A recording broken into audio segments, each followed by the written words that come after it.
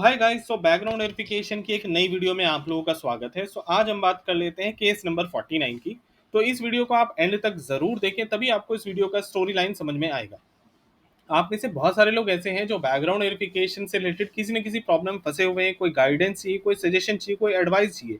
तो मैंने स्क्रीन पे अपना नंबर डाला हुआ है। आप मुझे 1-to-1 कॉल या व्हाट्सएप चैट के लिए बात कर सकते हैं, बट ये पेड होगा। तो चलिए स्टार्ट करते हैं।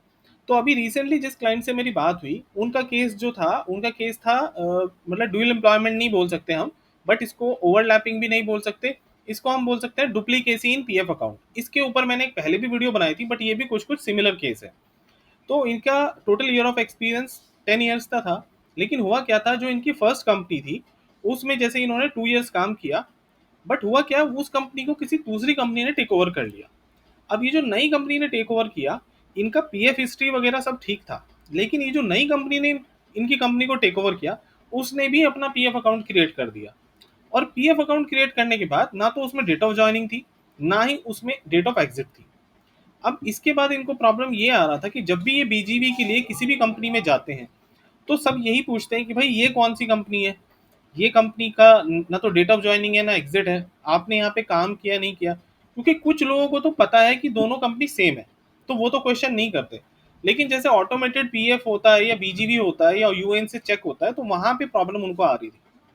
तो इसका तरीका सबसे बेस्ट यही है कि आपको पता है कि कंपनी ने आपको लेटर हेड पे लिख के दिया हुआ है कि दोनों कंपनी सेम है, और वो जो अकाउंट है वो बाई चांस या किसी एरर की वजह से ओपन किया गया था। बट टेक ओवर के इमीडिएट बाद उन्होंने जॉब भी छोड़ दिया था, क्योंकि उनका जो एक्सपीरियंस लेटर था वो नई कंपनी के लेटर हेड पे था। तो उससे भी कोई प्रॉब्लम नहीं है, क्योंकि कंपनी तो सेम ही है, ए और बी कंपनी तो एक ही है।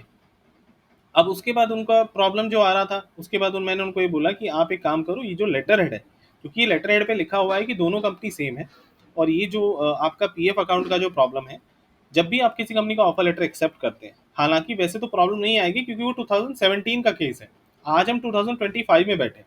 कुछ कंपनीज तो है जो अप टू 5 ईयर्स तक का बीजीवी करती हैं, कुछ कंपनी है जो अप टू 10 ईयर्स तक का करती है।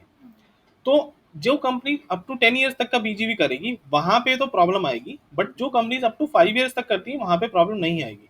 लेकिन हम लोगों के लिए ये आइडेंटिफाई करना भी बहुत मुश्किल है कि कौन सी कंपनी 5 ईयर का करेगी, कौन सी कंपनी हाईएस्ट एम्प्लॉयर करेगी, कौन सी कंपनी 10 ईयर्स तक का करेगी।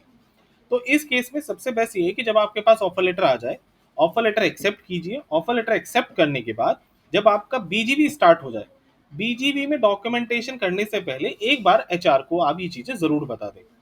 उससे क्या होता है कि एचआर का जो बंदा होता है, जो जो एचआर है या रिक्रूटर है, वो ही आपकी हेल्प कर सकता है। लेकिन वो भी आपकी हेल्प तभी करेगा जब आप उसकी लायबिलिटी होंगे। उसकी लायबिलिटी तब बनती है जब आप उसका ऑफर एक्सेप्ट करते हैं। हम लोगों को ये लगता है कि जब हम इंटरव्यू देते हैं तो हमारी मेहनत है, नहीं, जो रिक्रूटर है वो भी बराबर मेहनत करता है।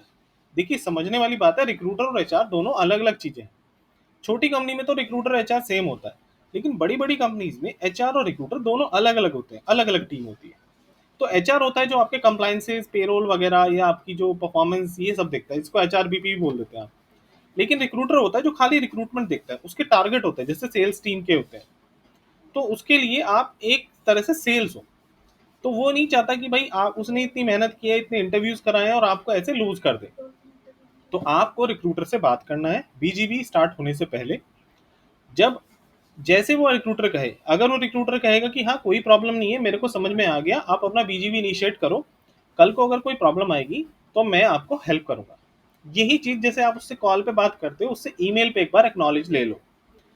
अगर वो ईमेल पे एक्नॉलेज कर देता है, ओके लिख देता है, तो बहुत अच्छी बात है। अगर वो नहीं भी लिखता है तब भी कोई प्रॉब्लम नहीं है, क्योंकि आपने तो अपनी साइड से ईमेल कर ही दिया ना उसको। अब आपको वो प्रॉब्लम नहीं आएगी कि आपको ज्वाइनिंग के बाद जस्टिफिकेशन देना पड़ रहा है। क्योंकि मेरे लिए सबसे बड़ी प्रॉब्लम ये है कि जब मेरा जो पीएफ है वो ऑलरेडी एक अकाउंट डुप्लीकेट चल रहा है, मैं और नया अकाउंट नहीं चाहता। प्रॉब्लम ये नहीं है कि मैं किसी कंपनी में गया, मेरे डॉक्यूमेंट्स गलत है और मैं टर्मिनेट हो गया। प्रॉब्लम मेरे लिए सबसे बड़ी ये है कि जब भी मैं किसी कंपनी में ज्वाइन कर लिया और मेरा अगर कोई बीजीवी चल रहा है, कुछ कुछ कंपनीज पोस्ट ज्वाइनिंग बीजीवी करती है, और मैंने वहाँ पे 5 डेज या 7 डेज काम किया, विद इन फर्स्ट वीक में अगर मेरा बीजीवी वहाँ पे कंप्लीट हो गया, तो कंपनी क्या करेगी, बोल देगी कि भाई ठीक है, आपका बीजीवी रेड है, आप रिजाइन करके चले जाओ, नहीं तो हमें टर्मिनेट करना पड़ेगा।